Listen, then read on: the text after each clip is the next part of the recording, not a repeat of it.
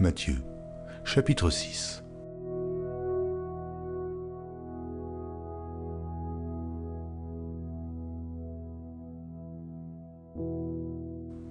Gardez-vous de pratiquer votre justice devant les hommes pour en être vus, autrement, vous n'aurez point de récompense auprès de votre Père qui est dans les cieux. Lors donc que tu fais l'aumône, ne sonne pas de la trompette devant toi, comme font les hypocrites dans les synagogues et dans les rues, afin d'être glorifiés par les hommes. Je vous le dis en vérité, ils reçoivent leur récompense. Mais quand tu fais l'aumône, que ta main gauche ne sache pas ce que fait ta droite, afin que ton aumône se fasse en secret, et ton Père, qui voit dans le secret, te le rendra. Lorsque vous priez, ne soyez pas comme les hypocrites qui aiment à prier debout dans les synagogues et au coin des rues pour être vus des hommes. Je vous le dis en vérité, ils reçoivent leur récompense. Mais quand tu pries, entre dans ta chambre, ferme ta porte et prie ton Père qui est là, dans le lieu secret. Et ton Père qui voit dans le secret te le rendra. En priant, ne multipliez pas de vaines paroles comme les païens qui s'imaginent qu'à force de paroles, ils seront exaucés. Ne leur ressemblez pas, car votre Père sait de quoi vous avez besoin avant que vous le lui demandiez. Voici donc comment vous devez prier. Notre Père qui est aux cieux, que ton nom soit sanctifié, que ton règne vienne, que ta volonté soit faite sur la terre comme au ciel. Donne-nous aujourd'hui notre pain quotidien. Pardonne-nous nos offenses, comme nous aussi, nous pardonnons à ceux qui nous ont offensés. Ne nous induis pas en tentation, mais délivre-nous du malin. Car c'est à toi qu'appartiennent dans tous les siècles le règne, la puissance et la gloire. Amen. Si vous pardonnez aux hommes leurs offenses, votre Père céleste vous pardonnera aussi. Mais si vous ne pardonnez pas aux hommes, votre Père ne vous pardonnera pas non plus vos offenses. Lorsque vous jeûnez, ne prenez pas un air triste comme les hypocrites qui se rendent le visage tout défait pour montrer aux hommes qu'ils jeûnent. Oh, je vous le dis en vérité, ils reçoivent leur récompense. Mais quand tu jeûnes, parfume ta tête et lave ton visage, afin de ne pas montrer aux hommes que tu jeûnes, mais à ton Père, qui est là, dans le lieu secret, et ton Père, qui voit dans le secret, te le rendra. Ne vous amassez pas des trésors sur la terre, où la teigne et la rouille détruisent, et où les voleurs percent et dérobent. Mais amassez-vous des trésors dans le ciel, où la teigne et la rouille ne détruisent point, et où les voleurs ne percent ni ne dérobent. Car là où est ton trésor, là aussi sera ton cœur. L'œil est la lampe du corps. Si ton œil est en bon état, tout ton corps sera éclairé. Mais si ton œil est en mauvais état, tout ton corps sera dans les ténèbres. Si donc la lumière qui est en toi est ténèbre, combien seront grandes ces ténèbres? Nul ne peut servir deux maîtres, car ou il haïra l'un et aimera l'autre, ou il s'attachera à l'un et méprisera l'autre. Vous ne pouvez servir Dieu et Mammon. C'est pourquoi je vous le dis, ne vous inquiétez pas pour votre vie, de ce que vous mangerez, ni pour votre corps, de quoi vous serez vêtus.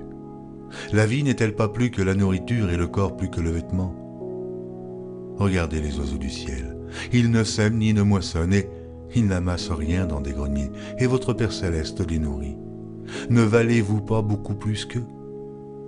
Qui de vous, par ses inquiétudes, peut ajouter une coudée à la durée de sa vie? Et pourquoi vous inquiétez au sujet du vêtement? Considérez comment croissent les lys des champs. Ils ne travaillent, ni ne filent. Cependant, je vous dis que Salomon même, dans toute sa gloire, n'a pas été vêtu comme l'un d'eux. Si Dieu revêt ainsi l'herbe des champs qui existe aujourd'hui et qui demain sera jetée au four, ne vous vêtira-t-il pas à plus forte raison, gens de peu de foi? Ne vous inquiétez donc point et ne dites pas « Que mangerons-nous? Que boirons-nous? De quoi serons-nous vêtus ?» Car toutes ces choses, ce sont les païens qui les recherchent. Votre Père céleste sait que vous en avez besoin. Cherchez premièrement le royaume et la justice de Dieu, et toutes ces choses vous seront données par-dessus. Ne vous inquiétez donc pas du lendemain, car le lendemain aura soin de lui-même. À chaque jour suffit sa peine.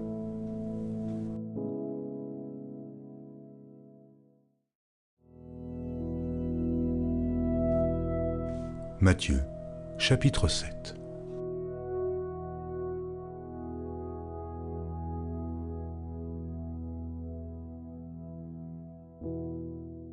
Ne jugez point, afin que vous ne soyez point jugés, car on vous jugera du jugement dont vous jugez, et l'on vous mesurera avec la mesure dont vous mesurez. Pourquoi vois-tu la paille qui est dans l'œil de ton frère, et n'aperçois-tu pas la poutre qui est dans ton œil? Ou, comment peux-tu dire à ton frère, « Laisse-moi ôter une paille de ton œil, toi, qui as une poutre dans le tien ?» Hypocrite, ôte premièrement la poutre de ton œil, et alors, tu verras comment ôter la paille de l'œil de ton frère. Ne donnez pas les choses saintes aux chiens, et ne jetez pas vos perles devant les pourceaux, de peur qu'ils ne les foulent aux pieds, ne se retournent et ne vous déchirent. Demandez, et l'on vous donnera. Cherchez, et vous trouverez. Frappez, et l'on vous ouvrira. Car quiconque demande reçoit.